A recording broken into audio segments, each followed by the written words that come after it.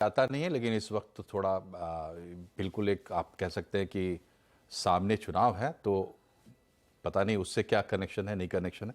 संजीव जी ये बताइए कि सब कुछ ठीक है, लेकिन ये बेल वाला इशू कुछ समझ में नहीं आता है कि आखिर जमानत क्यों नहीं हो पाती है, कि मतलब जमानत लेना नहीं चाहते क्या? ये शक भी मन में आता है, क्योंकि राजनीतिक लोग भाई हो सकता है कि सहानुभूति लेने की कोशिश कर रहे हो केजरीवाल जी, सब लोग ये बात कहते हैं।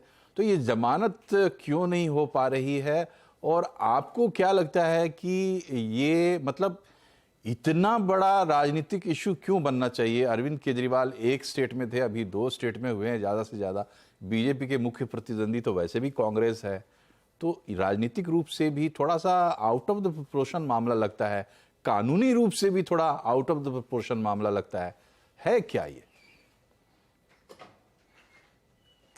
मनोज जी, हमारी हैसियत तो नहीं है कि हम अदालती कार्रवाई पर कोई उंगली उठाएं, लेकिन एक उदाहरण जरूर देंगे राहुल गांधी का मामला, कि किस तरह से अदालती कार्रवाई को ही अदालतों के ऊपरी अदालतों के द्वारा ठीक किया गया, और पार्टी ने यह कहा कि यदि निचली अदालतों से यदि कोई गलती हो गई है तो उसे सुधारने का प्रयास हो, और सुधारा, ऊपरी अदालतों ने उसे सुधारा। तो हम समझते हैं किस स्टेट की बात थी वो, शायद आप भी जानते हैं किस स्टेट में मामला दर्ज हुआ, किस तरह से अदालतें सक्रिय हुई और किस तरह से आनन फानन में उनको मैक्सिमम पनिशमेंट देने की कोशिश की गई और उनको बेदखल कर दिया गया था संसद से। हम एक उदाहरण के तौर पे बता रहे थे।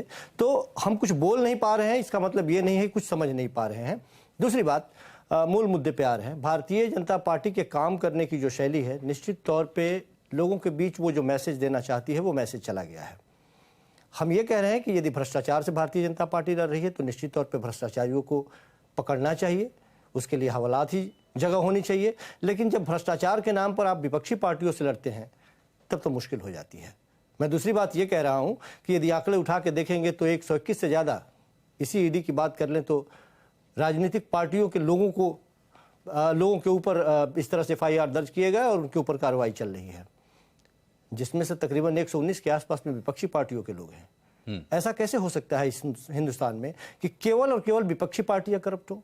संदेह तो होगा, लोग तो सवाल पूछेंगे। लोग सवाल ये भी पूछेंगे कि ईडी ने यदि गिरफ्तार किया तो इससे पहले भी ईडी ने गिरफ्तार किया था। ईडी ने गिरफ्तार किया तो कम से कम पुराना रिकॉर्ड तोड़ के ईडी ये तो बताती कि आखिर संजय सिंह के घर से बरामद क्या हुआ, इससे पहले न बताई। हम उस मुद्दे के पर बैठ के बहस कर रहे हैं, या बात करने का हमें मौका मिला है उस घपले, घोटाले और भ्रष्टाचार में, जहां कुछ पैसा दिखाई ही नहीं दे रहा कि कितने पैसे की बात है, कितना पैसा, कौन सा रकम, किसका रकम।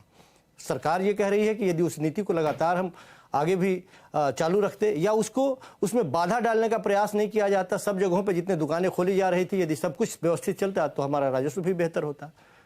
दिल्ली के लोग कह रहे थे कि नहीं, हमें सस्ते में शराब मिल रहा था। सरकार अलग एक दावा कर रही है। मैं ये कह रहा हूं कि इन सबों के बीच में जो कार्यशैली है देश के संवैधानिक संस्थानों का, निश्चित तौर पे उसके ऊपर एक प्रश्न तो खड़ा हो ही गया है। लोगों के जहन में ये बात आने लगी है कि आखिर क्यों चुनाव आयोग के ऊपर जब कोर्ट के फटकार लगते हैं तभी वो विपक्षी पार्टियों की आवाज सुन पाती है। आखिर RBI की साख क्यों खराब हो गई, आखिर CBI की साख क्यों खराब हो गई।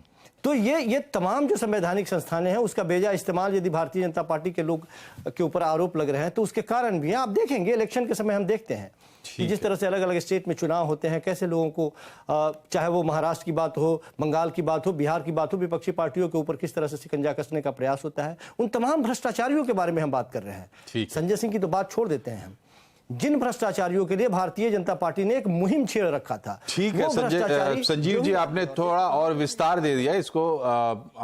वैसे भी स्वाभाविक रूप से ये बहस हर बार भले शुरू हो जाए आम आदमी पार्टी से या किसी और पार्टी से, मगर खुलती है तो इस तरीके से खुलती है कि भाई जितने भी विपक्षी है सबको बीजेपी परेशान कर रही है।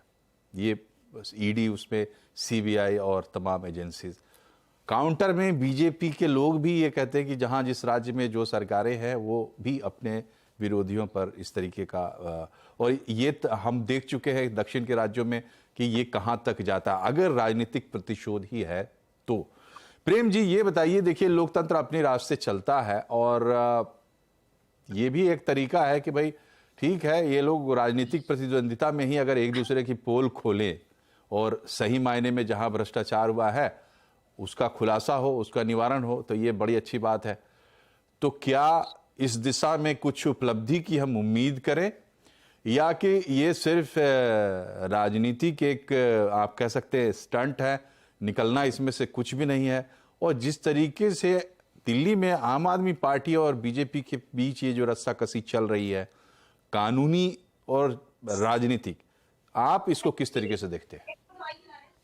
जी, मनोज जी, आपने बहुत अच्छे तरीके से आम आदमी कैसे सोचता है उसी बात को रखा है कि आम आदमी सोचता है कि अगर कोई करप्ट है तो चलिए, बीजेपी का आदमी करप्ट होकर के भी नहीं पकड़ में जा रहा है, सत्ता में है, लेकिन जो व्यक्ति करप्ट है उसको सजा हो तो क्या दिक्कत है। ये सोचने का एक तरीका होता है कि जो सत्ता में आएगा उसको फिर देखा जाएगा, वो पकड़ में आएगा तो वो जो केस है उसको सजा मिलनी चाहिए। लेकिन वास्तव में ये समझ भी क्या सही अंजाम तक पहुंचती है कि जो करप्ट है उसको वास्तव में सजा मिले?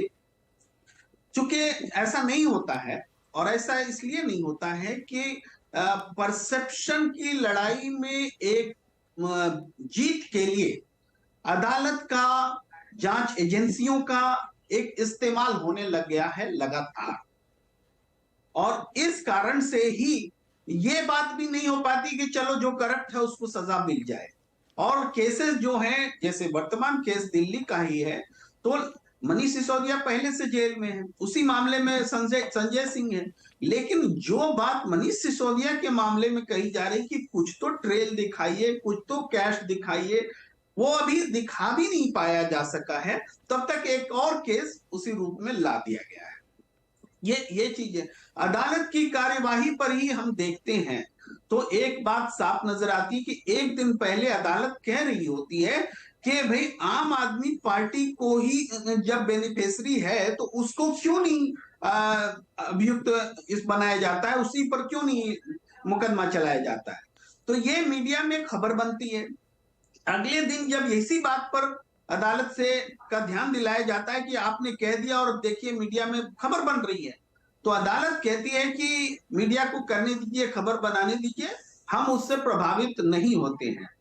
फिर जो सरकारी वकील हैं वो कहते हैं कि हमने मीडिया में बयान दिया है कि आम आदमी पार्टी ने गलत किया है तो हम उसको कन्विक्ट करा के रहेंगे।